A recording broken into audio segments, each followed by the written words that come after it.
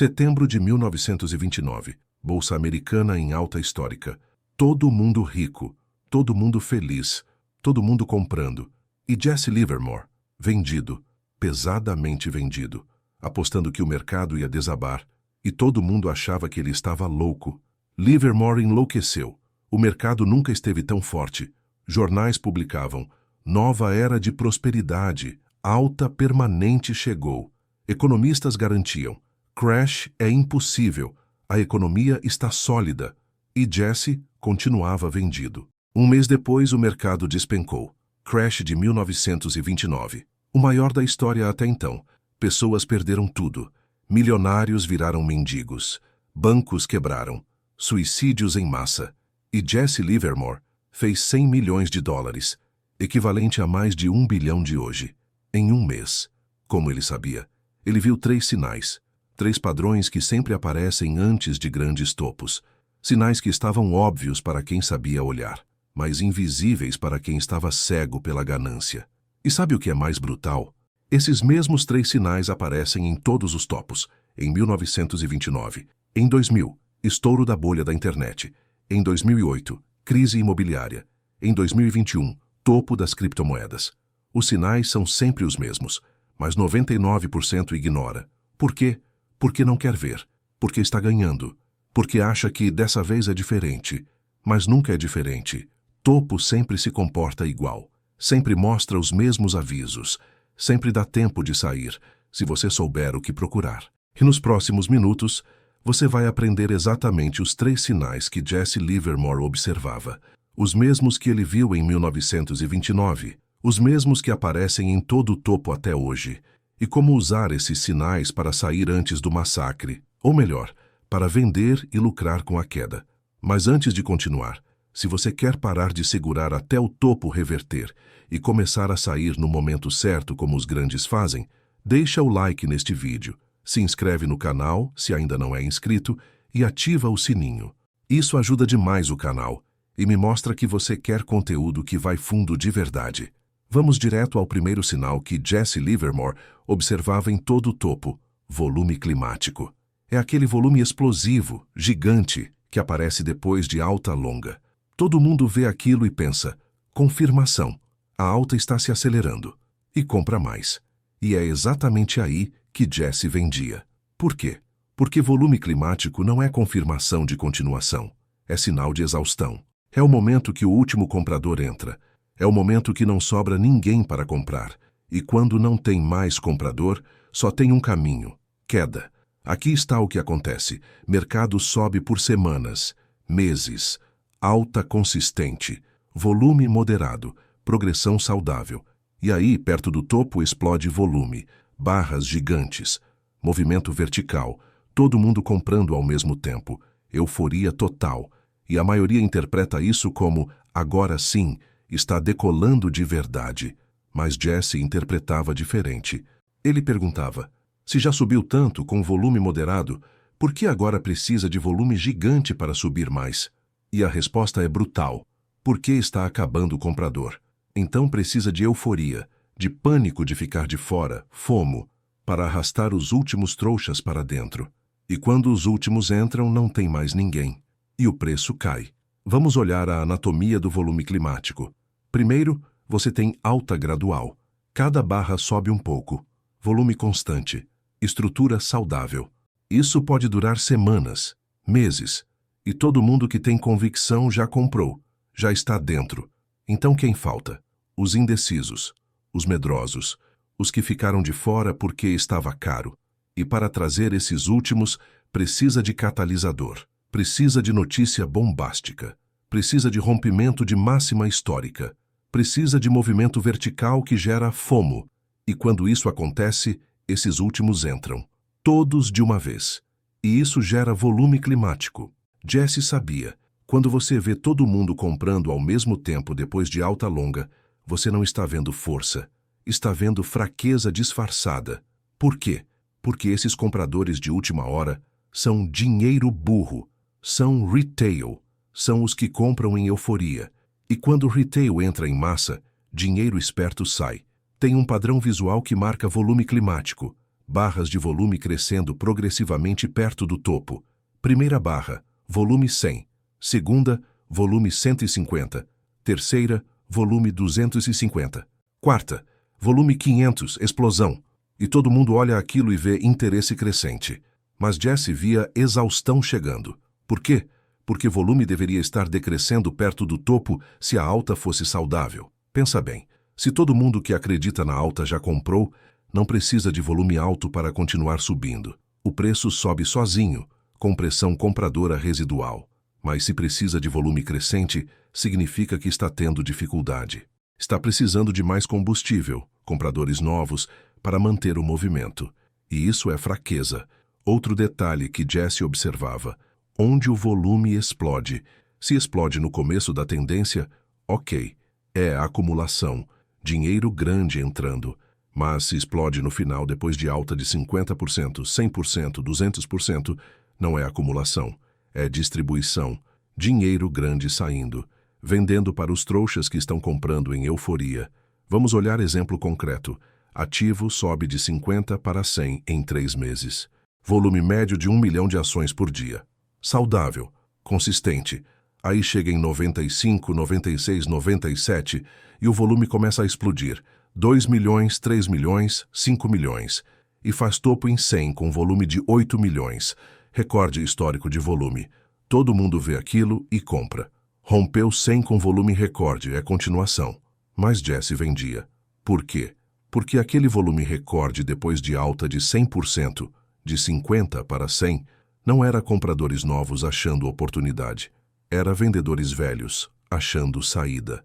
Alguém estava despejando ações, e retail estava comprando achando que estava pegando foguete. Tem uma pergunta que Jesse sempre fazia. Quem está do outro lado? Se você está comprando 10 mil ações, alguém está vendendo 10 mil ações. Quem é esse alguém? Por que essa pessoa está vendendo justo agora depois de alta tão forte? Ela sabe algo que você não sabe? Ou ela é burra e você esperto? A resposta, em volume climático, é clara. Quem está vendendo é dinheiro grande. É quem comprou lá embaixo em 50, 60, 70 e agora está realizando lucro. E quem está comprando? Você. Retail. Quem viu a alta acontecer e não quis ficar de fora e agora está pagando o topo e se tornando exit liquidity para quem comprou embaixo. Jesse tinha uma frase brutal para isso. Quando o motorista de táxi está dando dica de ação, é hora de vender. O que ele queria dizer? Quando todo mundo está falando do mercado, quando pessoas que nunca operaram estão abrindo conta, quando euforia está generalizada, o topo está próximo, porque dinheiro burro só entra no final. E quando entra, dinheiro esperto sai. Outro sinal dentro do volume climático. Notícia otimista excessiva. Jesse lia jornais, e quando via manchetes tipo alta permanente, nova era de prosperidade, impossível cair, ele sabia. Topo chegando. Por quê? Porque mídia reflete sentimento de massa. E sentimento de massa está sempre atrasado. Compra no topo, vende no fundo. Então mídia ultra-otimista não é confirmação de que vai subir mais. É confirmação de que a massa já comprou. E se a massa já comprou, não tem mais comprador. E sem comprador novo, não tem como subir, só como cair. Tem um erro que a maioria comete. Confunde volume de continuação com volume de exaustão. Volume de continuação é alto no começo da tendência. É rompimento de base, acumulação, saída de lateral. Ali volume alto é bom. Mostra interesse genuíno. Mostra dinheiro entrando em preço barato. Mas volume de exaustão é alto no final da tendência, depois de movimento longo, depois de alta de meses. Ali, volume alto é ruim. Mostra desespero. Mostra FOMO. Mostra últimos compradores entrando em preço caro. Jesse diferenciava os dois pelo contexto. Mesmo padrão, volume explodindo, significados opostos. Um é começo, outro é fim. E saber a diferença é o que separava ele de quem quebrou em 1929. Vamos falar de um padrão específico que Jesse chamava de blow-off top, topo de esgotamento. É quando o mercado faz movimento vertical no final. Tipo, estava subindo 1% ao dia. Aí nos últimos dias, sobe 5%, 8%, 10% ao dia. Aceleração brusca. E todo mundo vê aquilo e pensa, agora sim, decolou. Mas Jesse sabia. Aceleração vertical não é força, é pânico. Pânico de ficar de fora. E pânico é emoção. E emoção não sustenta movimento. Então ele esperava blow-off top. E quando aparecia, ele vendia. Porque sabia que depois de blow-off vem blow-down, queda brusca. Por que isso acontece? Matemática simples. Se o mercado sobe 10% em um dia, quem comprou 3 dias atrás já está com 10% de lucro. E 10% de lucro em 3 dias gera vontade de realizar. Então, muita gente vende. E quando muita gente vende ao mesmo tempo, o preço despenca. E quem comprou no blow-off, achando que era decolagem, fica preso no topo. Outro detalhe, gaps de euforia. Jesse observava gaps, aberturas com salto de preço. Gap para cima depois de alta longa, abrindo muito acima do fechamento anterior com notícia otimista, era sinal de topo. Por quê? Porque gap de euforia mostra ansiedade.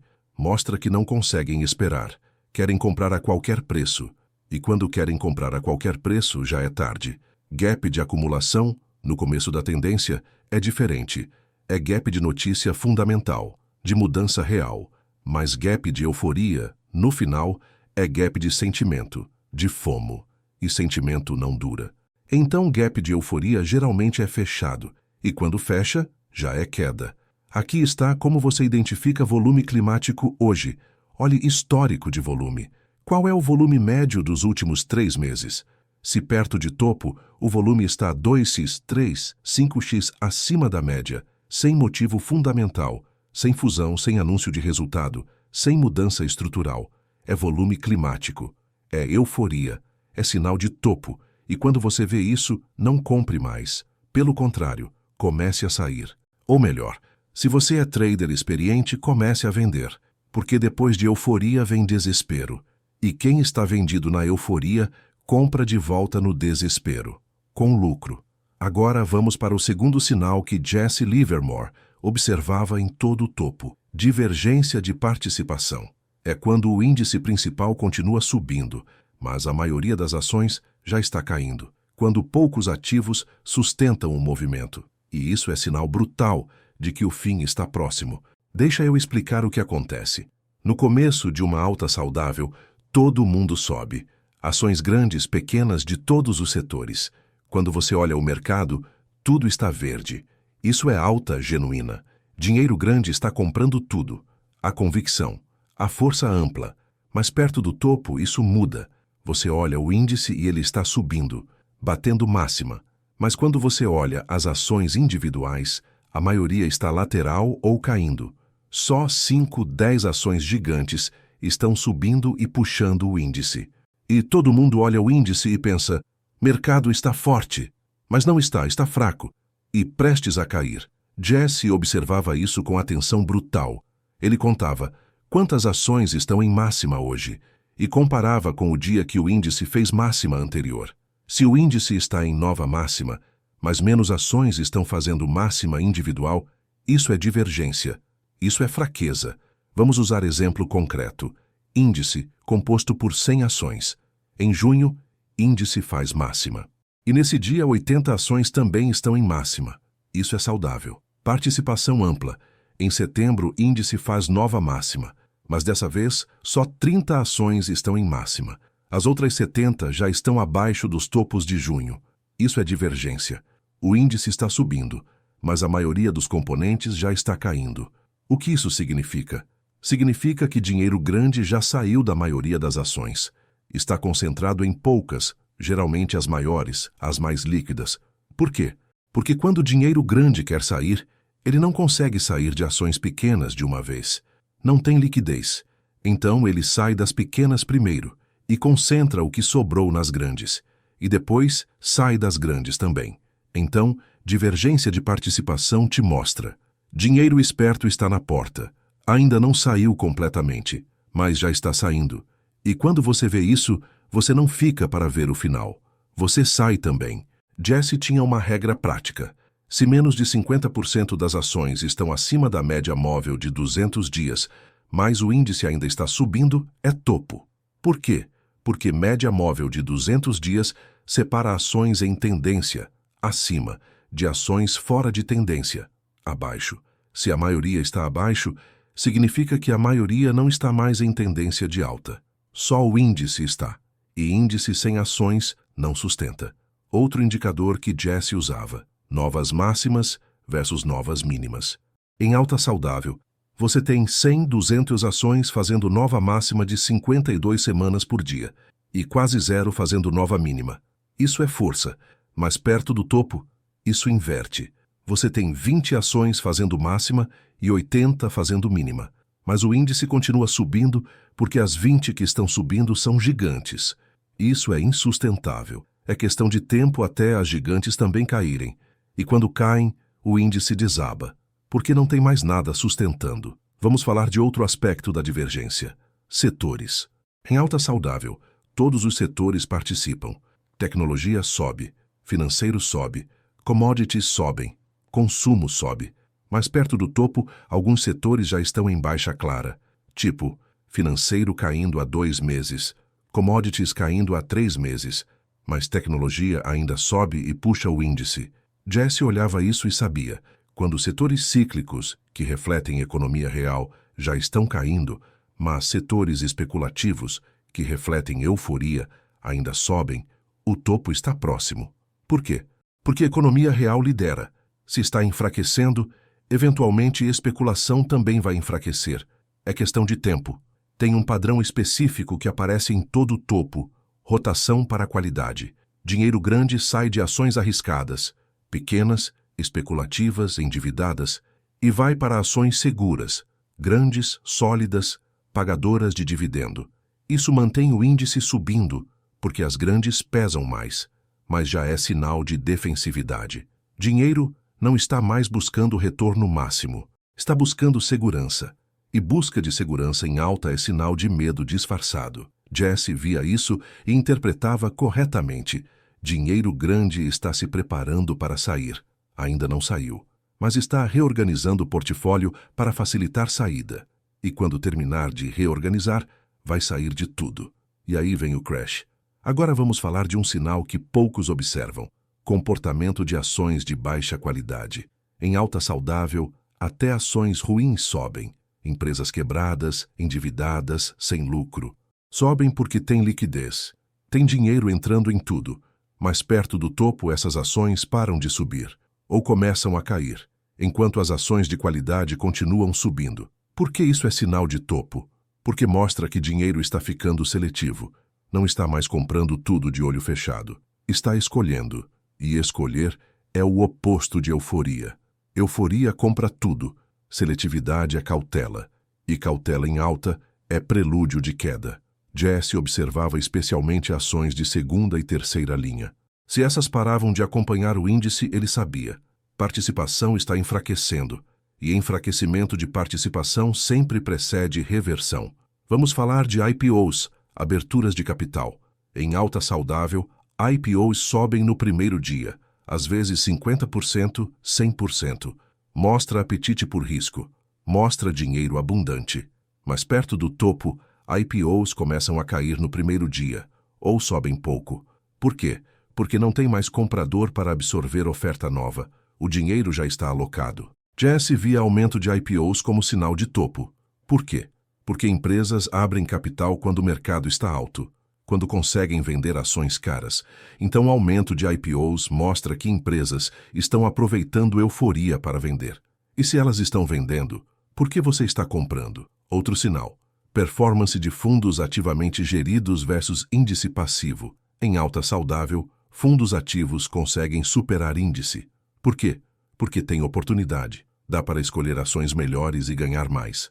Mais perto do topo, fundos ativos começam a perder para índice passivo. Por quê? Porque a alta está concentrada em poucas ações grandes, que dominam o índice. Então, fundo que diversifica, que compra ações menores, fica para trás. E quando você vê isso, índice subindo, mas fundos ativos ficando para trás, você sabe: participação está estreita. E participação estreita é frágil. Jesse também observava o comportamento de insiders, executivos das empresas. Em alta saudável, insiders estão comprando ações da própria empresa. Por quê? Porque sabem que está barata, que vai subir. Mas perto do topo, insiders começam a vender. exercem opções, vendem participações. Por quê? Porque sabem que está cara, que vai cair. E se quem conhece a empresa melhor que ninguém está vendendo, por que retail está comprando? Resposta: porque retail não olha insider trading, olha só preço subindo, e compra porque está subindo. E vira exit liquidity para quem sabe o que está fazendo. Vamos falar de volume em quedas versus volume em altas. Perto do topo, Jesse observava: quando o mercado cai, o volume é alto. Quando sobe, o volume é baixo. O que isso significa? Significa que venda está vindo com convicção, volume alto, mas compra está vindo sem convicção, volume baixo. Isso é distribuição clássica. Em alta saudável, o oposto acontece. Sobe com volume alto, compra com convicção. Cai com volume baixo, venda sem convicção. Isso é acumulação. Mas quando inverte, cai com volume, sobe sem volume, é topo. Outro padrão, reação a notícias. Em alta saudável, notícia boa gera alta forte. Notícia ruim é ignorada ou gera queda pequena. Mas perto do topo isso inverte. Notícia boa gera alta fraca ou é ignorada. Notícia ruim gera queda forte. Por quê? Porque o mercado está procurando desculpa para cair. Está esperando gatilho. Jesse testava isso. Saía resultado excelente de empresa. Em alta saudável, a ação explodiria 10%, 15%. Mas se a ação sobe só 2%, 3% ou até cai, ele sabia: mercado está fraco. Não tem mais comprador mesmo com notícia boa. E se não compra em notícia boa, é porque não quer comprar. E se não quer comprar, vai cair. Tem um indicador que Jesse observava que hoje está disponível para qualquer um. Advance, Decline Line, linha de avanços menos declínios. É simples. Quantas ações subiram hoje, menos quantas caíram. Se o índice está subindo, mas a linha Advance, Decline está caindo, é divergência brutal. Significa que a maioria das ações está caindo mesmo com o índice subindo, e essa divergência pode durar semanas, até meses. Índice subindo, AD Line caindo, e a maioria não vê, porque só olha índice, não olha participação. Mas Jesse olhava, e quando via divergência de 2, 3 meses, ele sabia: topo iminente.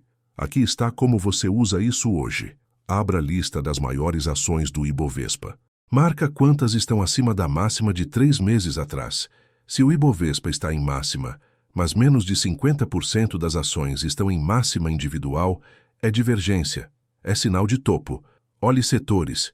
Se financeiro, commodities e utilities já estão caindo, mas índice ainda sobe, puxado por tech ou consumo, é divergência setorial, é enfraquecimento de base. Olhe small caps versus large caps. Se small caps já está caindo, mas large caps ainda sobe, é divergência de capitalização. Dinheiro está se concentrando. E concentração é prelúdio de saída. E quando você vê esses sinais todos juntos, volume climático do bloco 1 Plies, divergência de participação desse bloco, você não espera confirmação. Você sai, porque confirmação de topo é queda. E quando queda confirma, já é tarde para sair com lucro. Agora vamos para o terceiro e mais brutal sinal que Jesse Livermore observava em todo o topo: incapacidade de segurar ganhos. É quando o mercado abre forte, sobe durante o dia, mas fecha perdendo tudo. Ou quando faz nova máxima, mas não consegue fechar acima dela. Essa fraqueza estrutural é o último aviso antes do desabamento. Deixa eu explicar por que isso é tão poderoso. Em alta saudável, quando o mercado sobe, ele sustenta o ganho, abre bem, sobe mais, fecha perto da máxima do dia.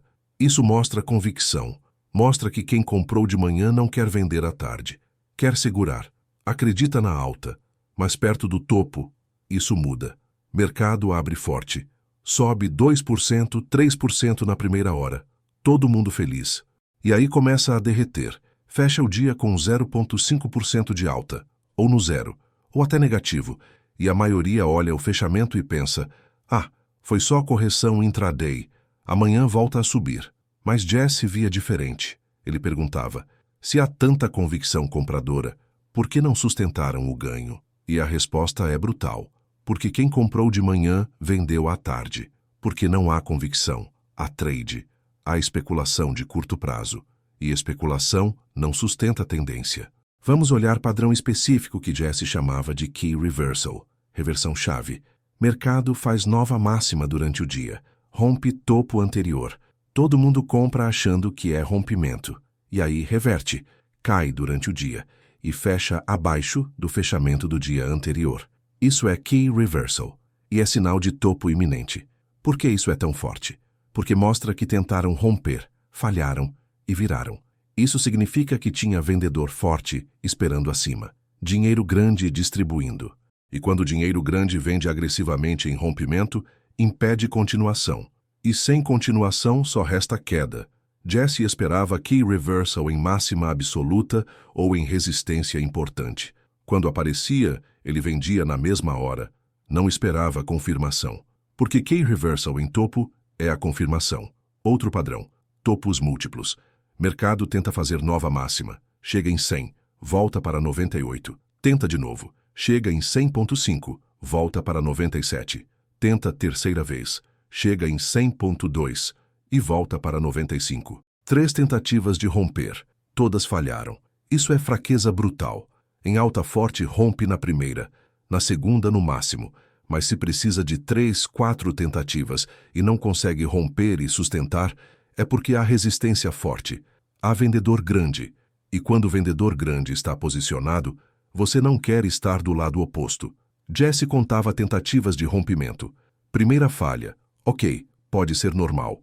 Segunda falha, alerta. Terceira falha, sinal de reversão. E ele vendia. Porque sabia que mercado que não consegue romper depois de 3 tentativas, geralmente desiste e cai. Vamos falar de outro padrão. Gaps que não seguram. Mercado abre com gap de alta. Abre 2% acima do fechamento anterior. Euforia. Notícia boa. E aí, em vez de continuar subindo, fica lateral ou cai. E fecha o gap. Volta para o preço de fechamento anterior. Isso é fraqueza disfarçada de força. Por quê? Porque gap mostra urgência de comprar. Ansiedade. Mas se depois do gap não continua, significa que a ansiedade era só de quem abriu posição. Não há comprador adicional. Então quem comprou no gap fica preso. E quando percebe que não vai continuar, vende. E fecha o gap. E às vezes cai ainda mais. Jesse observava especialmente gaps em máximas. Se o mercado estava em 98 e abre em 101, gap de 3%, isso deveria ser explosão. Mas se durante o dia volta para 98, 97, fechando o gap, é sinal de topo. É sinal de que dinheiro grande aproveitou a euforia do gap para vender. Outro sinal brutal. Fechamento no terço inferior da barra. Você olha a barra do dia. Abriu em 95. Fez máxima em 102. Fez mínima em 94. Fechou em 96. Veja, máxima em 102, mas fechou em 96. Isso é fraqueza gigantesca. Por quê? Porque teve força para chegar em 102, mas não teve força para sustentar. Derreteu durante o dia. Jesse media isso. Se mais de 50% das barras perto do topo estão fechando no terço inferior, perto da mínima do dia, longe da máxima, é sinal de distribuição. É sinal de que dinheiro grande está vendendo durante o dia. Empurra para cima de manhã. Vende em cima à tarde. Lava. Repete. Até não ter mais o que vender. E aí desaba. Em alta saudável, o oposto acontece. Barras fecham no terço superior, perto da máxima do dia. Isso mostra a acumulação. Mostra que quem compra de manhã não vende à tarde. Segura. E isso sustenta a alta. Vamos falar de um padrão que Jesse observava religiosamente. Comportamento em suportes recém-rompidos. Deixa eu explicar. Mercado estava lateral entre 80 e 90. Rompe 90. Vai para 95. Corrige. E quando volta para 90, antiga resistência, agora suporte. O que acontece? Em alta saudável, segura firme. Bate em 90, 91. Não quebra. E retoma. Isso confirma rompimento. Confirma que 90 virou suporte de verdade. Mas perto do topo, quando corrige para suporte recém-formado, não segura. Quebra fácil. Volta para 88, 85. Isso mostra que o rompimento foi falso. Foi armadilha. E quem comprou no rompimento está preso. Jesse testava todo o rompimento com essa lógica. Rompeu? Ok.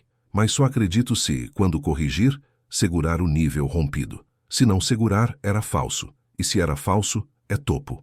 Outro sinal. Incapacidade de fazer máximas consecutivas. Em tendência forte, você vê máximas diárias seguidas.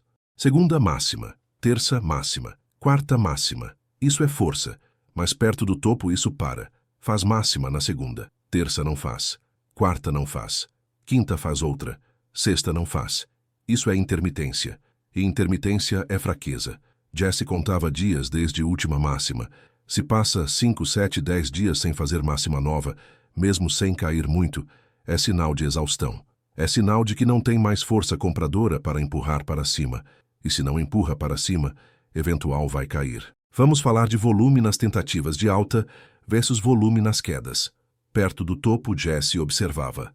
Quando o mercado tenta subir, volume é baixo, mas quando cai, volume é alto.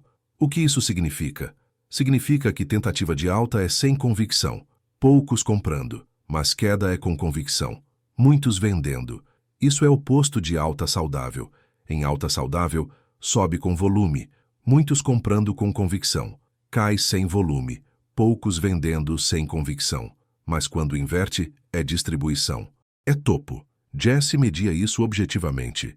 Pegava volume das 5 últimas barras de alta. Comparava com o volume das 5 últimas barras de queda. Se volume médio de queda era maior que volume médio de alta, era sinal de reversão. Outro padrão. Comportamento após notícia muito boa. Sai resultado excelente. Empresa dobrou lucro, superou expectativa.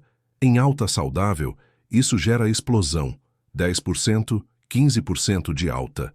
Mas perto do topo, sai notícia excelente e sobe 2%. Ou fica flat, ou até cai.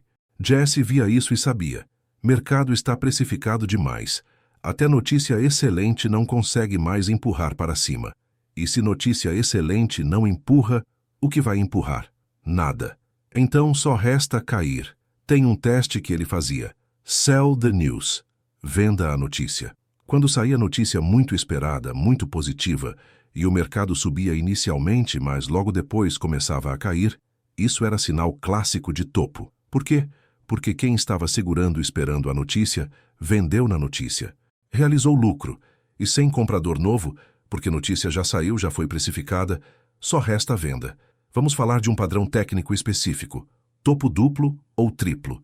Mercado faz topo em 100, cai para 90, volta para 100, não rompe, cai para 88, volta para 99, não rompe.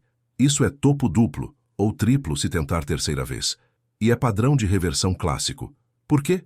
Porque mostra que 100 tem resistência forte, vendedor grande posicionado, e cada vez que tenta, falha. E cada falha enfraquece compradores e fortalece vendedores, até que compradores desistem. E aí desaba. Jesse não esperava a confirmação de topo duplo, que seria romper para baixo o suporte formado entre os dois topos. Ele vendia na segunda vez que chegava perto do topo e falhava, porque sabia, se não rompeu na segunda tentativa, provavelmente não vai romper e vai cair. Outro sinal, comportamento de stop loss. Perto do topo, Jesse via. Mercado desce, bate em stops de comprados e rebota violentamente. Desce de novo, bate stops, rebota. Isso são stop runs, caça aos stops. E stop runs em topo são sinal de que dinheiro grande está testando onde estão os stops para saber onde vender de forma mais eficiente. Pensa bem, se você é dinheiro grande e quer vender bilhões, você precisa saber onde há liquidez. E liquidez aparece quando stops são atingidos, ordens de venda automáticas. Então, você testa. Derruba o preço rapidamente, vê onde stops estão, marca o nível. E depois, quando for vender de verdade, empurra até lá, ativa todos os stops e usa essa liquidez para sair. Jesse via stop runs repetidos perto de topo e sabia, alguém está mapeando liquidez. E quando mapeia, vai usar. E quando usar, vai cair forte. Vamos falar do último padrão deste bloco. Divergência de momentum. Preço faz nova máxima, mas indicadores de momentum, RSI, MACD, estocástico, não fazem nova máxima. Fazem máxima mais baixa. Isso é divergência de baixa e é sinal de reversão. Por quê? Porque mostra que o movimento está perdendo força, preço está subindo, mas com menos ímpeto, e quando o ímpeto diminui, eventualmente para, e quando para de subir, cai. Jesse não usava esses indicadores, não existiam na época, mas ele observava o equivalente: taxa de mudança de preço. Se o mercado subia 5% por semana há 2 meses, mas agora está subindo só 1% por semana, mesmo em máxima nova, é perda de momentum, é sinal de exaustão. Aqui está como você usa falha em segurar ganhos hoje. Observe fechamentos. Se o mercado está fazendo máximas durante o dia, mas fechando longe delas, terço inferior da barra, há distribuição. Se tenta romper resistência 3 vezes e falha, há resistência forte, venda. Se abre com gap para cima, mas fecha o gap no mesmo dia, é fraqueza, saia. Se faz nova máxima, mas não consegue sustentar por mais de um dia, logo cai de volta, é key reversal, venda tudo. Se volume de queda é maior que volume de alta, há distribuição, reduz a posição. E quando você vê esse terceiro sinal junto com os 2 primeiros, volume climático plus divergência de participação, plus falha em segurar ganhos, você não hesita, você sai, completamente. Porque esses 3 sinais juntos marcam topo com precisão assustadora. Marcaram 1929, marcaram 2000, marcaram 2008, marcaram 2021 e vão marcar o próximo. Recapitulando os 3 sinais que Jesse Livermore via em todo o topo.